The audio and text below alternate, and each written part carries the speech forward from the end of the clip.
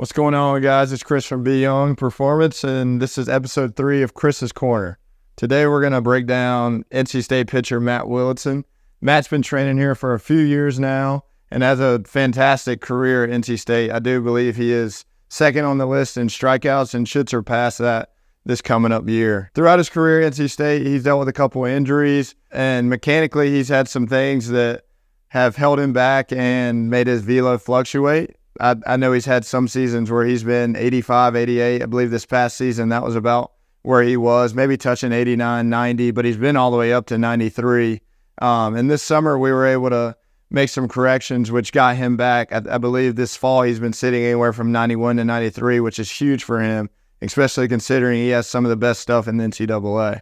So let's get started with his mechanical breakdown. Matt is a very unique person when it comes to how he moves. Does a lot of things well, but again, a lot of things are very unique to him. So we'll see once we get to peak leg lift here. Matt does a great job. I know we've talked about it a couple of times in past episodes, creating that initial move at leg lift. So when we get to peak leg lift, we want the move to create tension in the back hip and be able to generate this forward move towards the target, right? Or this drift down the mound, which is going to create that linear momentum that we want. So as we start accelerating down the mound, we'll see Matt start to catch that load. Does a great job of breaking the hands, keeping the upper half on time. And so we'll see here. I know in episode 2, we talked about Josh and how he hopped out of his back leg, which screwed up his timing. So for Matt, he does a little something similar here, but as I said, he's unique in a way where he's able to still get things to sync up, still allows his hips, instead of moving more laterally and more linear to the target, he uses that hop as a way to create rotational energy and allow his pelvis to get into a good position to stabilize. Now, again, with Matt, this is something in the past that we've had to tinker with just because it will screw up some things timing-wise. So every offseason when Matt comes in, we do a 3D right after the season.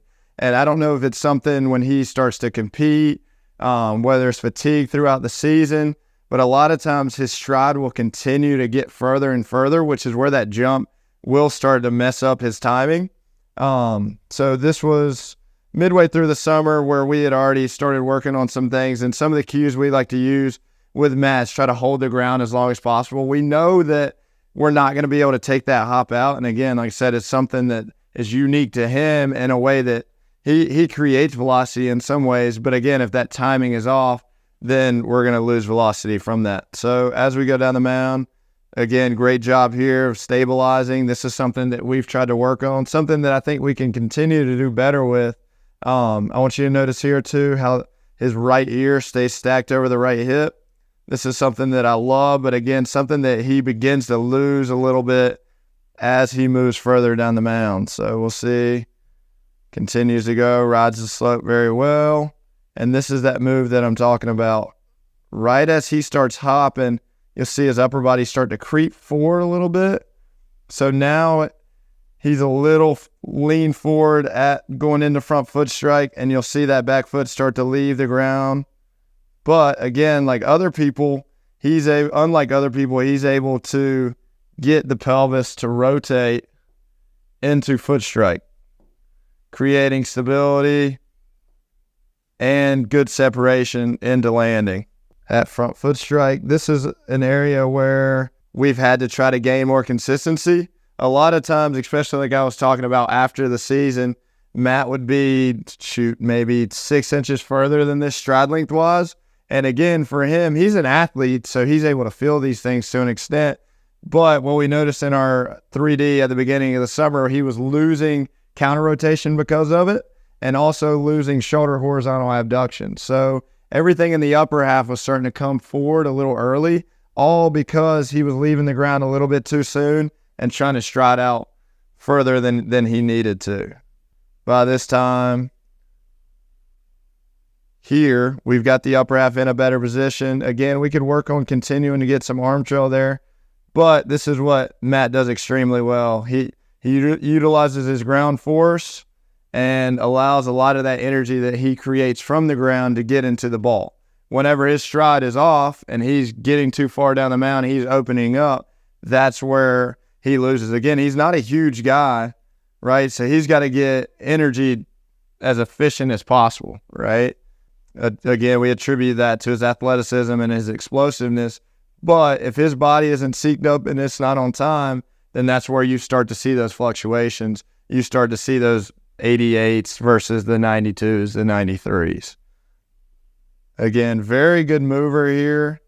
Very unique mover. Again, a lot of guys aren't capable of getting that push out and leaving the rubber as much as Matt does. But again, he's done it for so long and he does it so well to where he knows how to rotate properly and still be able to sync up his upper half.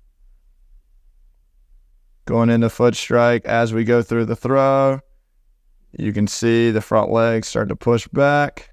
Again, that's just attributed to how well he's able to rotate the pelvis in the foot strike, where he gets that timing, and then everything with the upper body propels from there. Again, for Matt, whenever we get him moving faster and we utilize his back leg, again, something I didn't mention, when he's going down the mound with this push off, for him, it's a mindset of how fast can we get into the ground instead of how far can we get down the mound. How fast can we get that front foot in the ground, which is going to help with that acceleration, that linear move forward, and then allowing him not to get too far to where his upper body is out of sync.